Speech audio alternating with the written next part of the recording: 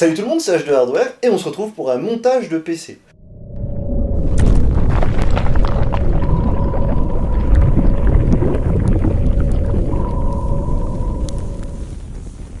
Aujourd'hui, je vais vous faire une configuration gamer.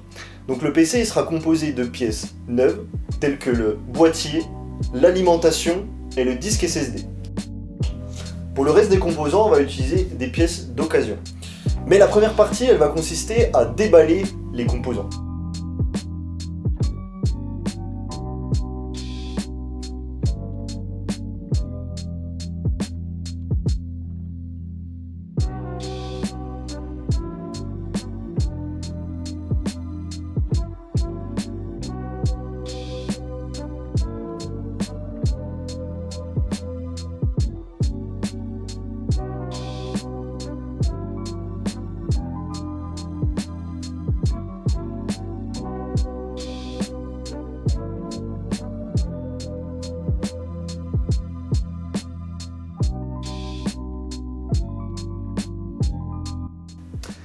On va pouvoir débuter le montage. Alors là, vous pouvez faire comme vous voulez. Si vous voulez commencer par placer la carte mère dans le boîtier, vous pouvez le faire. Moi, personnellement, je préfère commencer par installer l'alimentation. Tous les systèmes de stockage tels que moi, j'ai un SSD et un disque dur. Et pour commencer, bien sûr, il faut se munir d'un tournevis. Donc, on va pouvoir placer l'alimentation. Il y a 4 vis qui sont fournies dans l'alimentation. On va pouvoir les placer.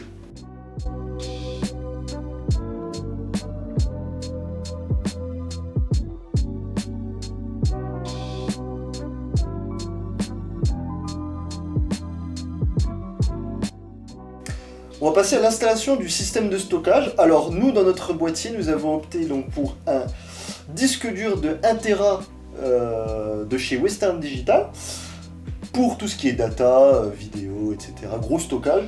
Ensuite, nous avons un disque SSD pour le Windows que nous allons installer dessus pour rendre le Windows bien plus rapide, qui est de 240 Go. Et dans le boîtier, nous avons des emplacements qui sont prévus à cet effet. Donc, nous avons normalement, généralement dans tous les boîtiers, des racks de 3.5, voilà, qui vont servir eux normalement pour des disques de 3.5, qui sont un petit peu plus gros que les disques que nous allons utiliser, voilà.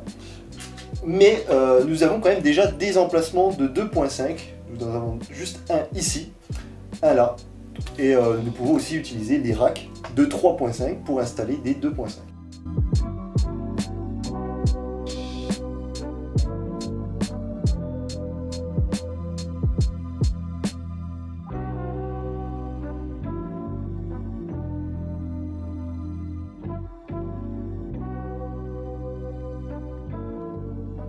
Là, on va passer donc à l'installation du processeur. Donc le processeur, nous avons un i5 4590, donc sur un socket 1150. Ça va dépendre aussi de ce que vous avez, mais normalement, donc si vous avez un PC Intel, ça sera du 1150 ou du 1155 si vous avez un processeur récent. Normalement, le fonctionnement est le même. Donc, vous appuyez donc sur le socket que vous voyez juste ici. Le socket, très attention, ne jamais le toucher. Sauf pour placer le processeur. Mais ne jamais toucher les pins, sinon vous allez les casser. Donc, vous retirez le processeur de la petite capsule qui était fournie dans la boîte. Vous allez repérer donc le petit triangle qui se trouve juste ici, qui est en bas à gauche en fonction des écritures. Voilà. Et vous allez repérer l'autre détrompeur qui est sur la carte mère, en bas à gauche. Et donc là, l'opération, elle va consister juste à faire coïncider les deux. Voilà, dès que vous êtes un peu sûr, vous laissez tomber et normalement, ça ne peut pas bouger. Ensuite, vous redescendez le petit clapet. Et là, le clapet de sécurité va s'enlever. Et vous avez installé le processeur.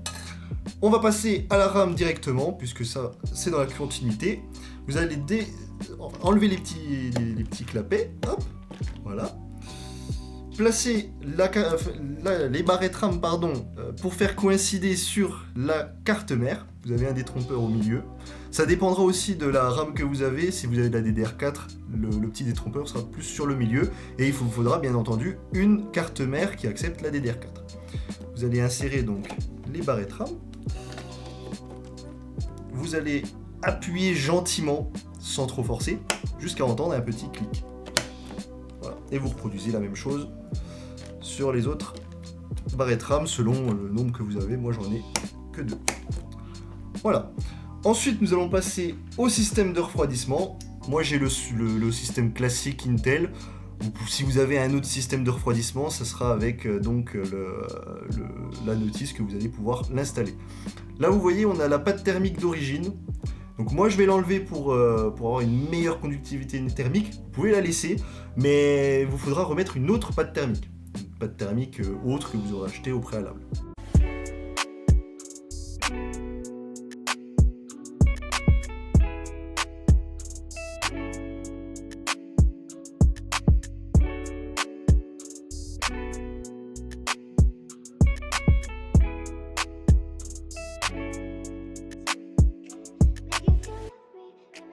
Donc on va installer le panel I/O, donc tout ce qui est en façade en fait. Donc vous avez les LED, le reset, les USB. Donc nous avons un USB 3.0, 2.0 et nous avons les jacks plus le bouton Power.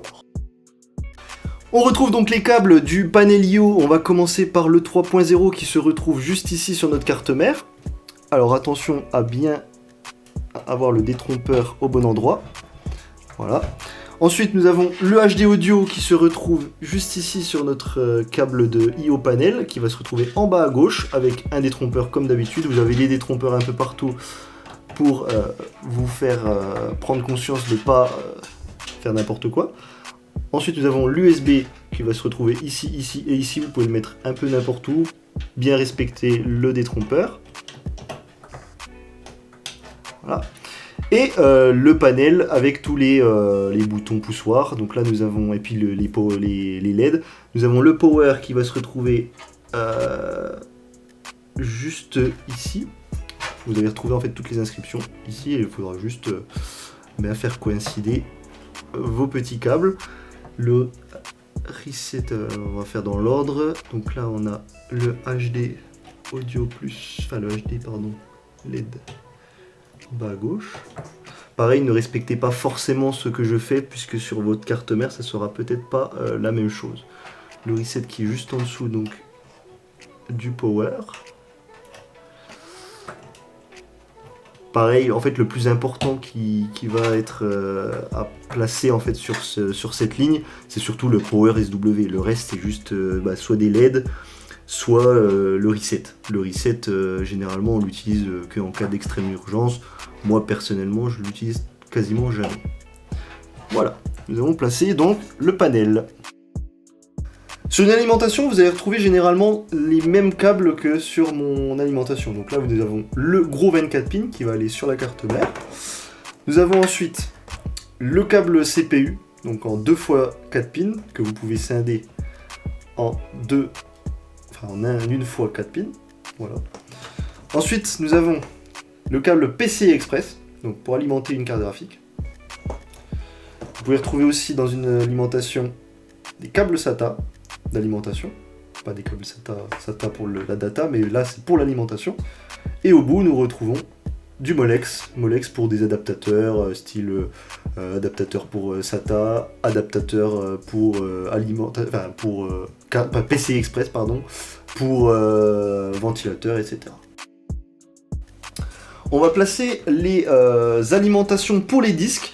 Au préalable, j'ai installé donc les câbles SATA qui vont servir en fait à faire passer toute la donnée par les disques, mais bien entendu, il faut aussi les alimenter grâce à ces nappes SATA, alimentation, vous appelez comme vous voulez. On va les placer. Vous avez aussi des détrompeurs, comme d'habitude. Un qui est là au disque dur et un qui est sur l'alimentation. Rien de plus simple, vous l'enclenchez. Pareil pour le SSD, c'est le même fonctionnement.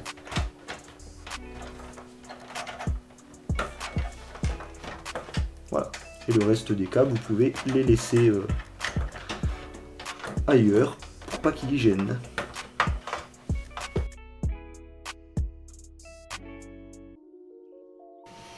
J'ai placé au préalable le câble CPU parce que c'était pas très facile d'accès. Avant de placer votre carte mère, n'oubliez pas de passer le câble CPU avant de placer votre carte mère, sinon vous allez être embêté. Mais on va commencer à placer en live donc le reste du câblage. Nous avons le 24 pins, c'est pareil, des détrompeurs tout le temps, vous pouvez pas vous tromper. Là nous avons un petit loquet qui va pouvoir coïncider avec notre gros câble. Voilà, appuyez bien jusqu'à qu'il n'y ait plus de jeu. Voilà. Ensuite, on a les câbles SATA qui sont ressortis. On va pouvoir les placer.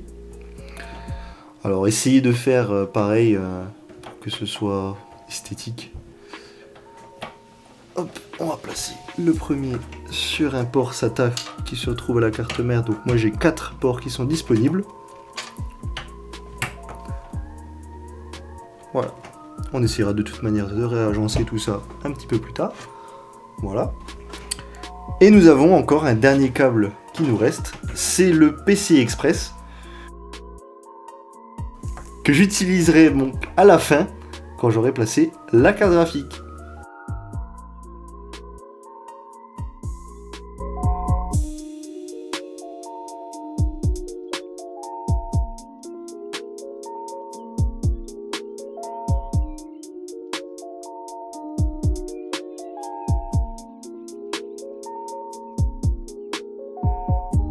On va passer à l'installation de la carte graphique. En l'occurrence, on est sur une 1063 Go de chez TheTAC. L'opération va être simple, il va falloir faire coïncider notre port PCI Express 16 pins sur le port PCI Express 16 pins de la carte mère. Pour sécuriser le tout, on va avoir besoin de 2 vis. Bien entendu, selon votre modèle de carte graphique, etc., ça peut être 3 vis. Normalement, c'est jamais plus.